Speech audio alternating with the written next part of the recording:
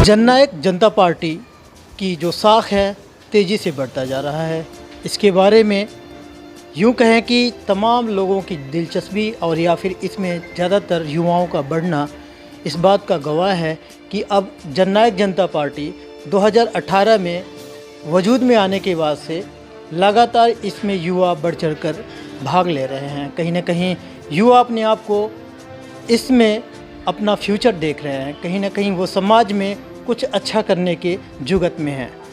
फरीदाबाद में youth wing का आज विस्तार हुआ है और जननायक जनता पार्टी में तकरीबन 40 के करीब युवाओं ने आज नलिन हुड्डा जी के सहयोग से आज जननायक जनता पार्टी ज्वाइन किया है। उसमें सौरभ चौधरी समाज सेवी वार्ड नंबर 5 से जो आज आपके सामने दिख रहे हैं, इन्होंने पार्टी का दामन थामकर कहीं ना कहीं जज्बा को यहाँ फरीदाबाद में मजबूत करने में सहयोग करने के फिराक में हैं। मैं इनसे बात करूँगा कि जननायक जनता पार्टी को ज्वाइन किया है, क्या उद्देश्य ये बताएंगे। और ख़ासकर युवा है, महज कुछ समय पहले जब ये सामाजिक सेवा के लिए अपने वार्ड की समस्याओं को उठाते थे, जब ये पार्टी के विचारधारा से जुड़े हैं, तो कितना आम लोगों की जो ज़रूरत है उस पर खरा उतरेंगे।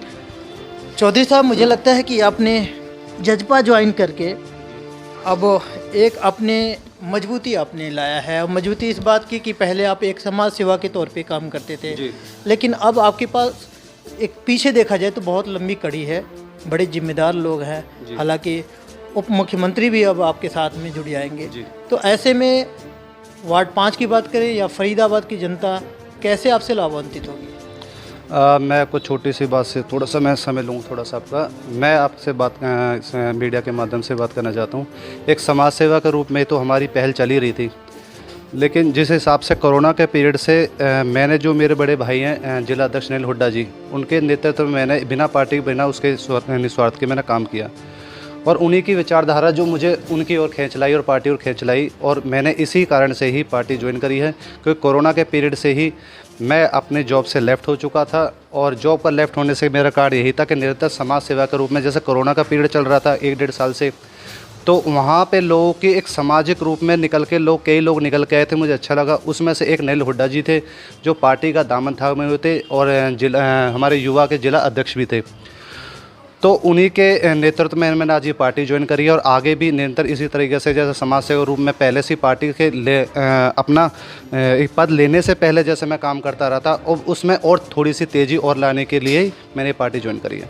लेकिन जब आपने ज्वाइन किया है तो आप कह रहे हैं कि समस्याओं को उठाएंगे, पर समस्या की उठाने वाले बहुत सारे लोग हैं जो उठा रहे हैं, तो उनसे आप क्या अपने आप को डिफरेंट मानते हैं?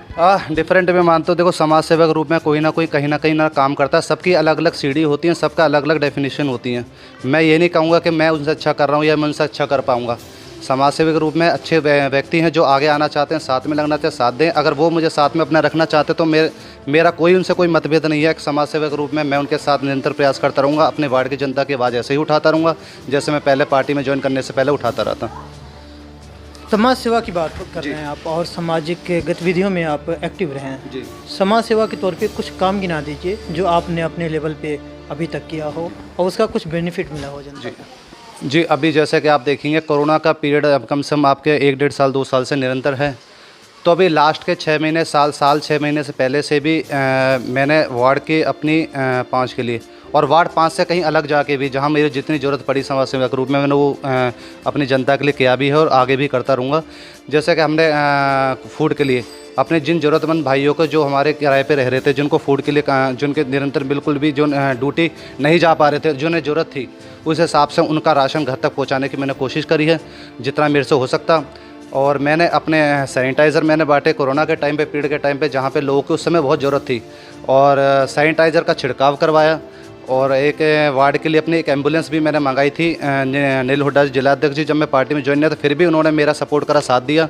तो मैं तो उनकी काबिलियत और उनकी तारीफ़ करता हूं कि मैं पार्टी से नहीं था फिर भी एक समाज सेवा के रूप में उनसे मैंने मदद मांगी तो मुझे एम्बुलेंस वो दी गई थी, ताकि उन एम्बुलेंस में मैं अपने वार्ड की जनता को यहाँ से अपने हॉस्पिटल तक उनसे आना जाना, और वो एम्बुलेंस मेरी एक आपकी गैस आई थी जिसमें आपको एम्बुलेंस जिसमें आपको यहाँ से घर से अप एंड डाउन की पूरी सुविधा दी गई थी।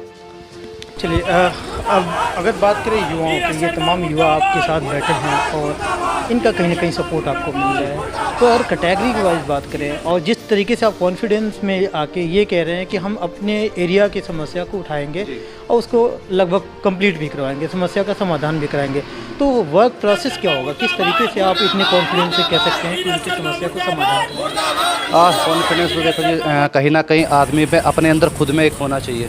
अगर जब कॉन्फिडेंस ही नहीं अंदर रहेगा तो मैं कैसे जनता के काम करवा पाऊँगा? पहले खुद में कॉन्फिडेंस होना बहुत ज़रूरी है। और कॉन्फिडेंस मेरा होने का कारण बस यही है कि जो मेरी पार्टी के जिलाध्यक्ष नील हुड्डा जी हैं, उनके साथ मिलकर मेरा निरंतर प्रयास होता रहता है। ऑन कैमरा भी ऑफ कैमरा भी मैं निरंतर उनके पास बैठा रहता हूँ, उनसे बात करता रहता हूँ। बस हमारे जो वार्ड 40 जितने भी हैं वो समस्या सारी देख रहे हैं, लेकिन मैं अपना प्रपोजल लेकर वार्ड 5 की जनता के सामने मैंने कई बार जैसे उनसे पार्टी में ज्वाइन होने से पहले रखा भी है, दिया भी है, तो मुझे वहाँ से काफ़ी ज़्यादा मुझे अच्छा भी लगा। उस हिसाब से ही मैंने पार्टी ज्वाइन करी थी। अब आगे का मेरा बस यही रहेगा कि एक बार डीसी साहब से मिलके और अपने जो हमारे एक्शन साहब हैं, जेई साहब से मिलके वार्ड 5 के लिए मैं जितना कर सकता हूँ एक एस्टिमेट तैयार करवाएंगे कि हमारी काउंसिलर ने कितना हमें तैयार करके अब तक 4.5 साल के अंदर दिया है, कि उसकी एक कॉपी मुझे भी चाहिए, जो मैं पब्लिकली आपके सामने उसको रिलीज़ भी करूँगा। और शायद ये आपका एक प्रेस का हक भी बनता है और शायद एक वोटर का भी उतना ही हक बनता है, मेरा ही नहीं, एक वोटर का भी हक बनता है कि 4.5 साल के अंदर मेरे वार्ड के जो काउंसलर हैं उन्होंने कितने एस्टिमेट अभी तक तैयार करके दिए हैं और विधायक को दिए हैं।